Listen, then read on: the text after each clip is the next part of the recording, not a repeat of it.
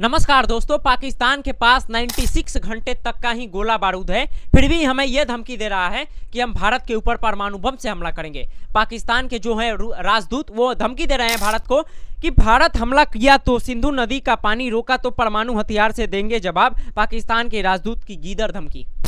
ये राजदूत मोहम्मद खालिद हैं दोस्तों। ये ऐसा नाम रखते हैं, खालिद, फालिद, जमाली, राष्ट्रपति जुरदारी, ऐसा घटिया घटिया नाम रखते हैं। इनकी कुछ औकात नहीं है। ये हमसे 96 घंटे तक का ही गोला बारूद इनके पास है, फिर भी हमें ये डरा रहे हैं कि हम तो परमाणु बम से भारत को जवाब देंगे।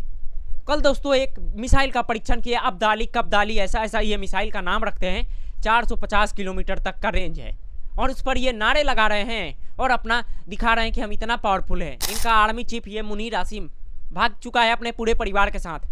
दम है पाकिस्तान तो थोड़ा दिखाओ ना आसिम मुनीर को कि आसिम मुनीर कहाँ है। हमारा देखो सेना के चीफ घूम रहे हैं, अपने ऑफिस में बैठ रहे हैं, सरकार के साथ मीटिंग कर रहे हैं, और तुम्हारा आर्मी चीफ कहाँ है? भाग चुका है लंदन। तो ये हमें मत डराओ कि हम ये करेंगे वो करेंगे। कुछ नहीं करोगे तुम्हें तो मारे जाओगे। देखना, तुम्हें मुंह तोड़ हम लोग जवाब देंगे।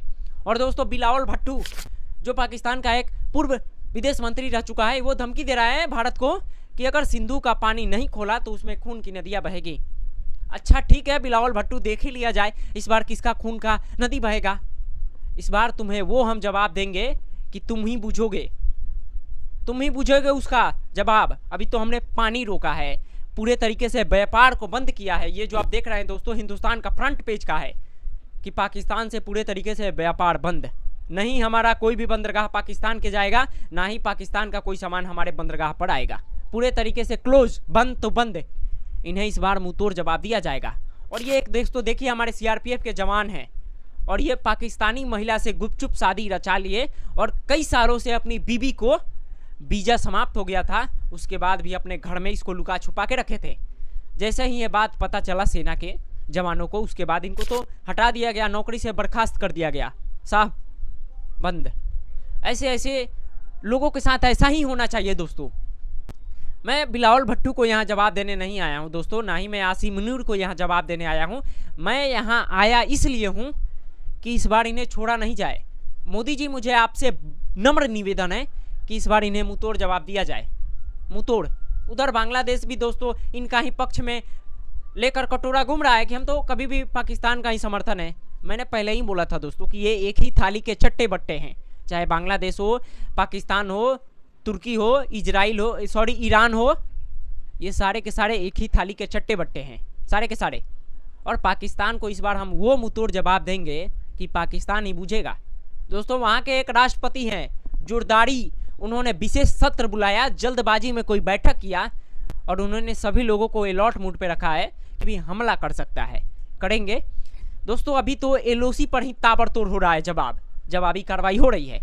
लेकिन याद रखिएगा नरेंद्र मोदी जी हैं, जवाब तो जरूर दिया जाएगा, क्योंकि जिस तरह ये कायराना हरकत किए हैं दोस्तों।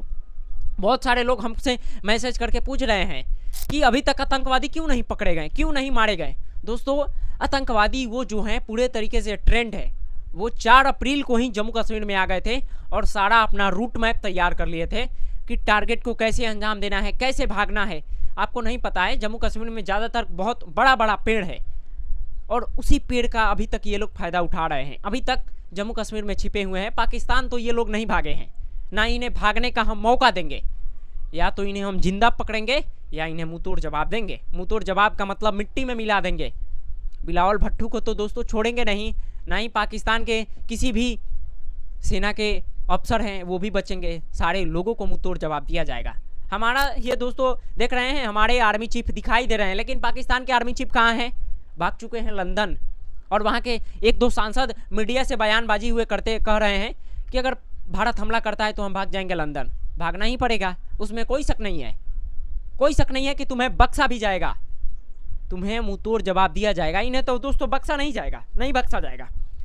इतना खौफ है पाकिस्तान में कि आनन फानन में वहाँ के राष्ट्रपति जुरदारी, ऐसा दोस्तों ये लोग नाम रखते हैं, जुरदारी, फरदारी, जिन्ना, फिन्ना। इस बार तो इन्हें मुंहतोड़ जवाब देंगे। राष्ट्रपति आनन फानन में मीटिंग कर रहे हैं तो पता चल गया होगा कि पाकिस्तान की क्या स्थिति होने वाली है। इन्हें छोड़ेंगे नहीं दोस्तों। सीधी सी मैं एक बात बोलना चाहता हूँ कि इन्हें छोड़ेंगे नहीं।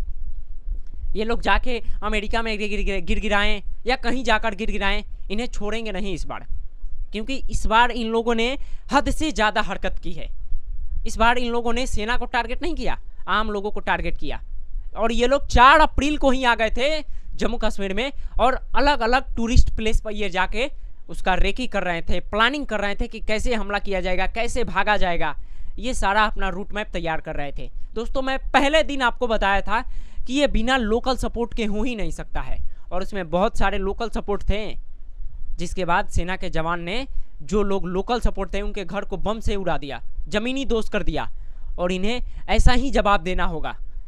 दोस्तों मैं पाकिस्तानियों को एक ही जवाब देने आया हूं। अगर कोई पाकिस्तानी हमें देख रहा है तो याद रखना, पाकिस्तान छोड़ के भाग जाओ तो बच जाओगे, जाके लंदन भाग जाओ वहाँ पे बच जाओगे, अफगानिस्तान चले जाओ बच जाओगे, ईरान चले जाओ, तुर्की चले जाओ, चीन चले जाओ। अरे चीन तो दोस्तों इनका जिगरी दोस्त है, चीन से ले लो यार मदद, भाग जाओ चीन। चीन दोस्तों इन लोगों को बैक सपोर्ट है, तुर्की हो गया, ईरान हो गया, ये सब पाकिस्तान को सपोर्ट करते हैं और इन्हें भी मुंहतोड़ जवाब दिया जाएगा।